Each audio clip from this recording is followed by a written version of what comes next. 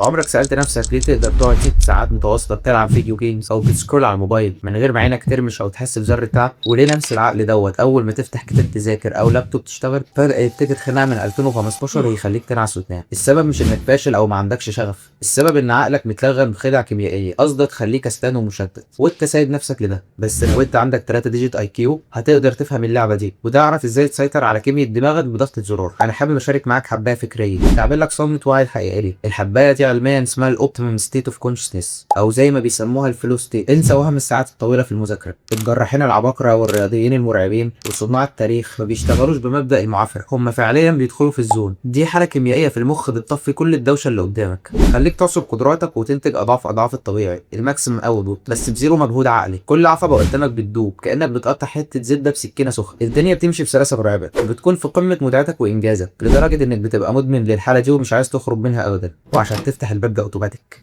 تجبر مخك يدخل جوه الزون، في 5 مفاتيح اساسيه لازم تهتم بيهم. اول مفتاح معانا وهو الفضول او الكيوريوسيتي. لازم يكون عندك نهم وشهوه انك تغوص في تفاصيل الحاجه اللي بتعملها وتكون فعلا حابب تكتشف فيها اكتر واكتر. تاني مفتاح معانا وهو عقليه الاحتراف او الماستري. النية الداخليه انك تتربع على القمه في مجالك وتتخيل نفسك الجراند ماستر اللي محدش يقدر يغلبه في لعبته. المحطه الثالثه معانا وهي الغايه او البيربس. ايه المردود من الحاجه اللي انت هتعملها اساسا؟ لازم النتيجه تكون فارقه معاك، سواء كانت فلوس او مكانه او حتى هتفيد بيها غيرك. رابع مفتاح معانا هو الشغف الذاتي او الاوتونومي.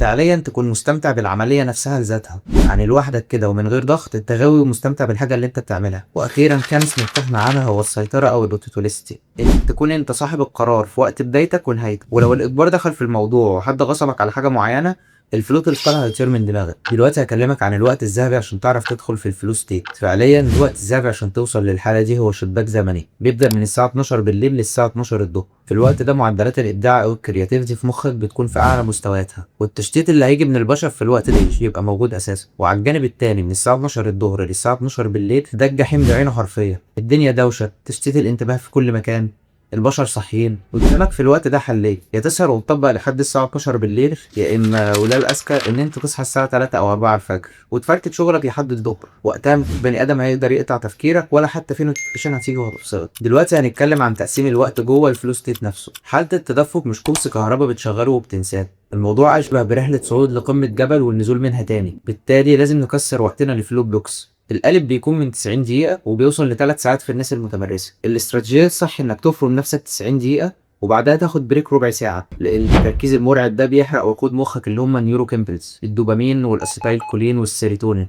لو عكنت وكملت بعد الساعة ونص انت فعليا بتشتغل بره الزون، فلازم تفصل عشان جسمك يعيد انتاج الهرمونات دي تاني. وفي العموم تفلتك جوه الزون بتمر ب5 محطات اساسيه. اول محطه فيهم هي المماطله او البروكراستينيشن. العقل هيرفض يبدا من الاساس. الحل هنا مش الشغف، الحل هنا هو الانضباط. اعدم المشتتات وارمي موبايلك بره الاوضه وامشي على جدول متصمم في دماغك ان دوت وقت الفلو، سواء ليك نفس او مالكش حتى. المحطه التانيه معانا بيسموها حرب الاعصاب او المعاناه. حرفيا دي اول 20 دقيقه من القعده. تخيل انك بتدحرج صخره لفوق الجبل، عقلك هيقعد يرمي عليك افكار عشوائيه وذكريات ملهاش لازمه. وسيلتك الوحيده هنا انك تخرس وتعافر وتكمل زق. السر الخطير هنا ان انت عينك لازم تتسمر على هدفك.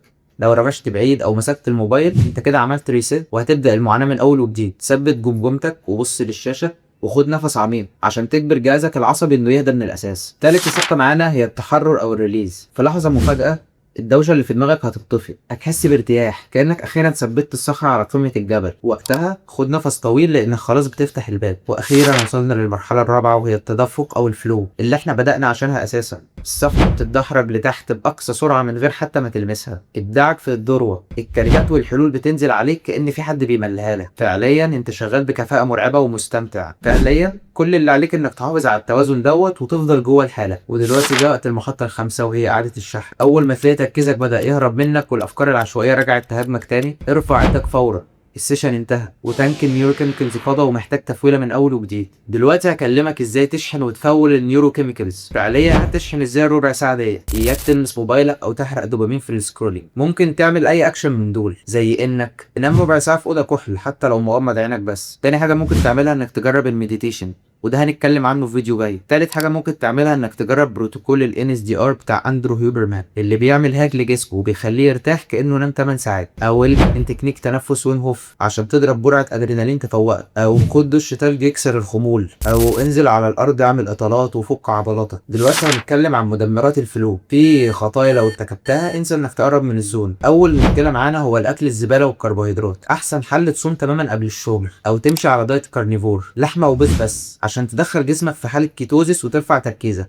لكن هتاكل رز ومكرونه وسكريات تركيزك هيتدمر تماما. تاني مشكله معانا هي التكنولوجيا المصممه. فعليا السوشيال ميديا بتعمل لك اوفر ستيميوليشن لدماغك، بتخليك تحرق كل رصيد الدوبامين بتاعك قبل ما تفتح كتابك. واخيرا تالت مشكله معانا هي العشوائيه. لو دخلت مكتبك وانت مش محدد بالظبط ايه التاسك اللي في ايدك، التشتت هياكلك ومفيش فلو هيحصل. دلوقتي هنتكلم عن موضوع الكافيين، وهو موضوع متفرع بس ليه علاقه بالفلو ستيت من الاساس الاول. فعليا الكافيين سلاح دمار شامل للتركيز، بس لو احترمت قوانينه صح. اول قانون معانا انك تحدد الجرعه، تعرف ايه الجرعه اللي هتظبط دماغك بالملي، اذا كان معلقه او 2 او 3، عشان ما تتعبش وتترعش وتعمل اوفرلود لجهازك العصبي. تاني حاجه معانا عشان جسمك ما يتعودش على الكافيين، لازم تصوم اسبوع كامل عن الكافيين كل 3 شهور، وتفصل شهر كامل كل سنه عشان ترجع حساسيتك للكافيين زي اول مره شربته فيها بالظبط. تالت حاجه معانا هي الخلطه السريه لسرعه الامتصاص. ادمج مع قهوتك شاي اسود عشان ماده ال سياناين، ورش رشه ملح هيمالايا عشان تسرع الامتصاص، واشرب قد قهوتك ميه مرتين. وفعليا القهوه زرار تشغيل، اياك تشرب قهوتك وانت بتلعب او بتهزر. برمج عقلك ان بمجرد ما نقطه الكافيين تدخل دمك احنا كده دخلنا معسكر الشغل المغلق.